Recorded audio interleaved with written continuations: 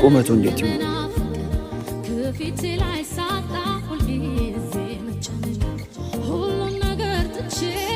ለስፔሻል ፕሮግራም የሚሆን አሪፍ ቀሚስ አስፈልጎኝ ነበር። ይቅርታ ብዙ ትዕዛዝ አለብኝ። ሌላ ቦታ ሰሪ። ኖ አንተ እንድትሰራልኝ ነው የምፈልገው። ባይሆን ለሚወስድበት ጊዜ የተሻለ ክፍያ ከፍልሃለሁ።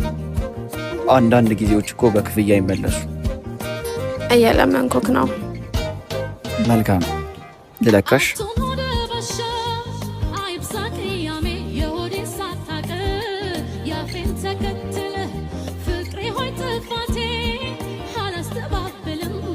አምሮብሃል።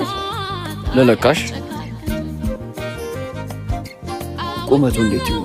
ለአንተ እንደተመቸክ አድርገው።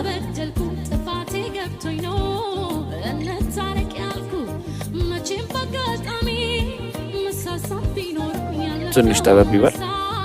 ይሁን።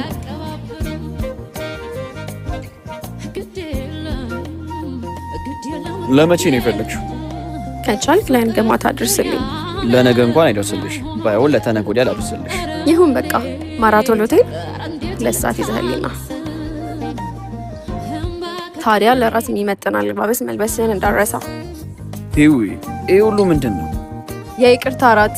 ባይ። ለራት እንገናኝ። አንተ የምትነግረኝ ነገር የለም?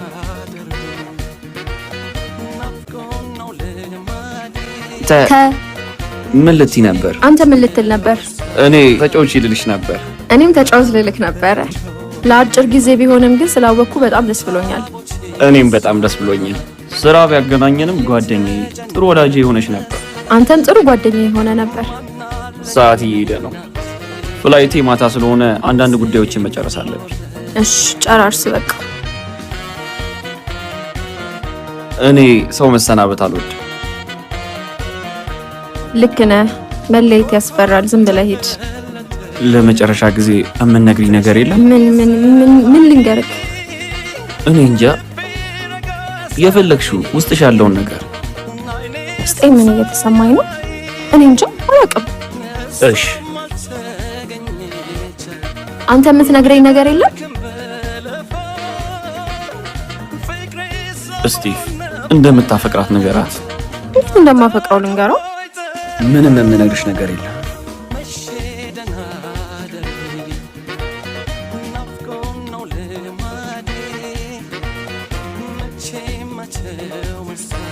በመጀመሪያ ሲኒማ ትጋብዥኛለሽ፣ ከዛ ራት ልጨምር ወይስ ይበዛል?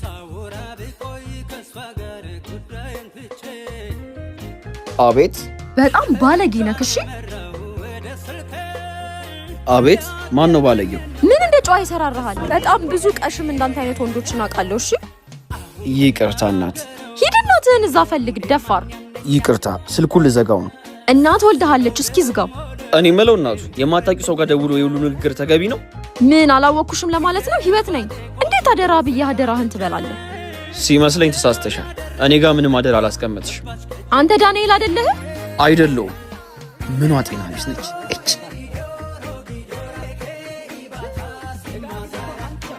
ወይኔ ህዊ ተዋረጂ። የልብስ ቤት ልጁ ጋር እንደደወልኩት።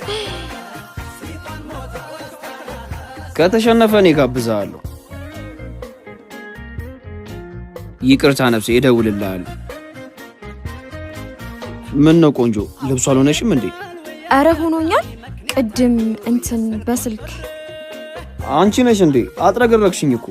በጣም ይቅርታ በእናትህ፣ ስልክ ቁጥር ተሳስቼ ነው። ይቅር በለኝ። የተናገርሽኝ ንግግር በጣም ውስጤን ጎርቶታል። አልችልም። ማማትሙ ታውቂ አይደለም። ቢሆንም በቀላሉ በይቅርታ ብቻማ መቶ አይመስለኝም። እሺ ሌላ ምን ልቀጣ? በመጀመሪያ ሲኒማ ትጋብዥኛለሽ፣ ከዛ ራት ልጨምር ወይስ ይበዛል? ኧረ አይበዛም። በቃ ሌላውን እያየን እንጨምራለን። ታዲያ ስልኬን ሴቭ አድርጊ፣ ድጋሚ እንዳሰርቢ። ኧረ አድርገዋለሁ። እሺ እደውላለሁ። አሁን ይሄን ምን ይሉታል? የማታ ሲሳይ ነው እንጂ። የኔ ፍቅር ስራ አላስፈተውሽም ማለት? ኧረ በፍጹም። ለሻይ ልንወጣ ስንል ነው ደወልክልኝ። እንኳን መጣ። ትንሽ ደብሮኝ ነበረ። ምን ነው የኔ ቆንጆ? ምን ሆንሽብኝ?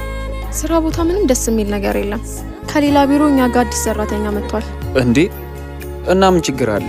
ከስራ ውጭ የሚያገናኛችሁ ነገር ከሌለ ምን አስጨነቀሽ? እሱማ ልክ ነህ። ከስራ ውጭ ምንም የሚያገናኘን ነገር የለም። አዲሱ የሥራ ባልደረባሽን የሻይ ሰዓት እንኳን የማለመር ስራ አሰሪ ፍቅረኛዬ ሊያገኘኝ ስለመጣ ጊዜ አልነበረኝም። የኔ ፍቅር ተዋወቀው፣ የነገርኩ አዲሱ ስታፋችን እሱ ነው። ኦ እስጢፋኖስ። አቤል።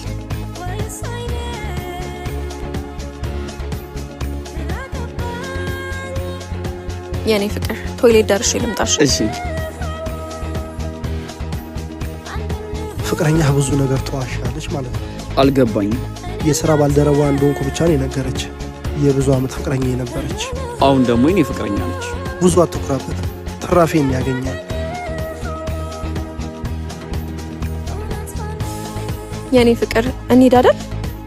ልክ ነሽ። ብንሄድ ይሻላል። ደህና ሁን። አንተም ደህና ሁን። መልካም ቀን።